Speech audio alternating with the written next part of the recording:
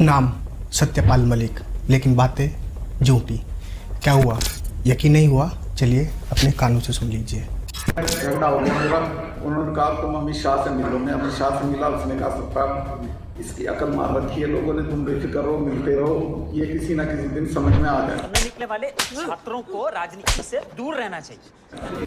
अच्छा, वो जो दादरी वाला आपने कोट किया जी, वो मैंने एक तो अमित शाह वाला बिल्कुल गलत कहा। अमित शाह ने मेरे से कुछ नहीं कहा था कि इनकी अकल मार रही है।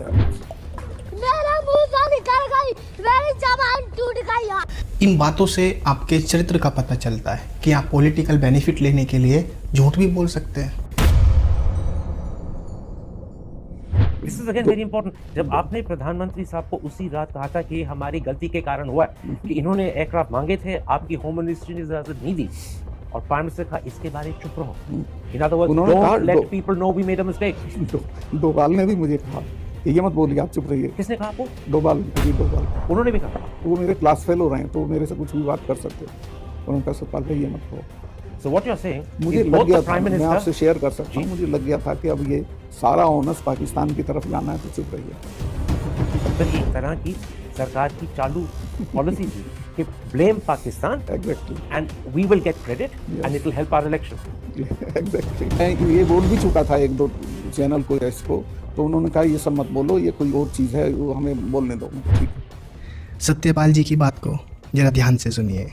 वो मीडिया में बोल रहे थे कि सरकार की गलती है और सारा ऑनर पाकिस्तान को जाने वाला है। इट मीन्स कि जैसे पाकिस्तान ने कुछ किया ही ना हो, और सरकार इलेक्शन जीतने के लिए बेचारे पाकिस्तान के माथे पर पुलवामा का ठीकरा फोड़ने वाली है, जबकि ये इशू बहुत सेंसिटिव था। ऐसे सेंसिटिव इशू पर कोई भी मंत्री या ऑफिसर केवल किसी फैक्ट या रिपोर्ट के आधार पर ही बोल सकता है, जबकि उस समय तो कोई इन्वेस्टिगेशन भी पूरी नहीं हुई और आप केवल सुनी सुनाई और अधूरी इन्फॉर्मेशन को मीडिया में शेयर करने लगे थे। ऐसे में कोई भी समझदार इंसान आपको चुप रहने की ही एडवाइस देगा, लेकिन आप उस बात को किसी और ही सेंस में अपने पॉलिटिकल बेनिफिट के लिए यूज करने में लगे हो। आपका क्या भरोसा, कल तुम अपनी बात से फिर पलट जाओ और बोल दो कैसा लगा मेरा मजाक। अब आप पूछ सकते हो कि गौरव भाई ये तो ऑलरेडी बीजेपी में है, तो इन्हें इस मुद्दे पर राजनीति करने की क्या ज़रूरत। देखिए, इस इंटरव्यू में 1 घंटा 6 मिनट पर वो अपनी पोल खुद ही खोल लेते हैं। जरा ध्यान से सुनना। वो आपसे ये सुन के बहुत नाराज होंगे, याद रखिए। हाँ, मुझे क्या कर सकते हैं, मरवा मुझे नहीं सकते, टप्स मेरे पे जाना है। कम्युनिटी मेरी बहुत बड़ी है, छेड़ नहीं सकते, इनकी दुर्गति हो जाएगी। और मेरी कम्युनिटी में किसानों के इशू पे बोलने के बाद मुझसे इतनी हमदर्दी है कि जिस दिन मुझे छेड़ेंगे इनको पता चल जाएगा, ये लोग पब्लिक मीटिंग नहीं कर पाएंगे। कम्युनिटी मेरी बहुत बड़ी है, कम्युनिटी मेरी बहुत बड़ी है, कम्युनिटी मेरी बहुत बड़ी है, कम्युनिटी मेरी बड़ी है, बड़ी है। अरे बस कर भाई। मेरी कम्युनिटी बहुत बड़ी है, छेड़ नहीं सकते। अरे भाई, क्या मतलब है इस बात का? आप ये भी तो बोल सकते थे कि जनता मेरे सपोर्ट में है या लोग मेरे सपोर्ट में हैं, आप मुझे छेड़ नहीं सकते। लेकिन आपने क्या बोला? आपने बोला कि मेरी कम्युनिटी बहुत बड़ी है। यस, यही तो आपकी असलियत है। असल बात तो यही है कि आप खुद को एक बड़ा जाट लीडर बनाने में लगे हो, और इसके लिए आप जितना भी हो सकता है झूठ बोलो, बार बार झूठ बोलो। इन सिंपल वर्ड, आप भी कास्ट पॉलिटिक्स में अपना हाथ आजमाना चाहते हो। नॉट इन्वॉल्व, बट मैं आपको ये बता सकता हूँ, सेफली कह सकता हूँ कि प्रधानमंत्री जी को करप्शन से कोई बहुत नफरत नहीं है। और उसका बड़ा सबूत है कि मैंने गोवा में उनको शिकायत की कि ये करप्शन हो रहा है, लो लेवल करप्शन हो रहा है। तो उन्होंने मुझे तीसरे दिन खुद फ़ोन करके कहा, सत्पाल भाई आपकी जानकारी गलत है। मैंने कहा आपने किससे मालूम किया? उन्होंने कहा कि मैंने फलां आदमी से मालूम किया। मैंने कहा ये तो खुद चीफ मिनिस्टर के घर में बैठ के पैसे ले रहा है। करप्शन पे भी मुझे उन्होंने सपोर्ट किया शुरू में। वो गोवा में उनका चेंज हो गया, आई डोंट नो व्हाई। चलिए मैं ही बता देता हूँ कि क्या हुआ। असल बात तो यह है कि आपकी कोई विश्वसनीयता ही नहीं बची, क्योंकि आप झूठ बोलते हो।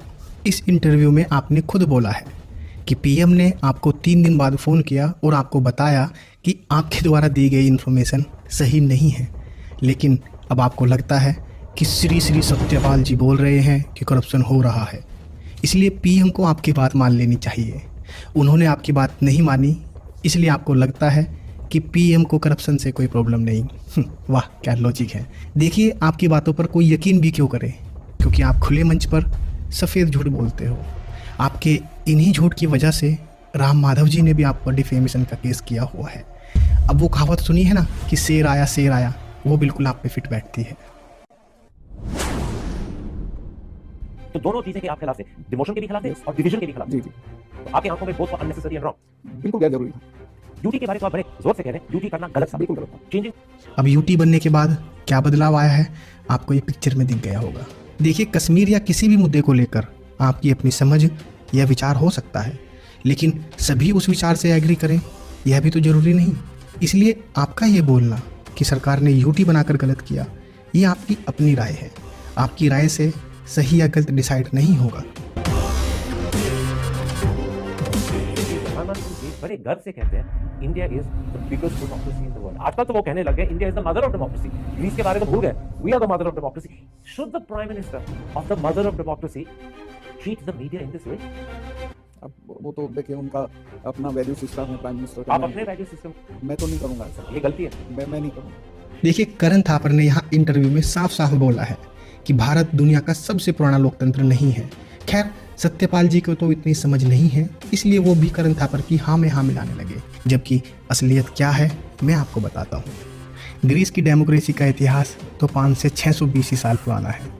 अगर इन लोगों ने थोड़ा सा भी इतिहास पढ़ा होता तो इन्हें पता चलता कि भारत में 800 या 900 BC पहले भी डेमोक्रेसी देखने को मिलती थी।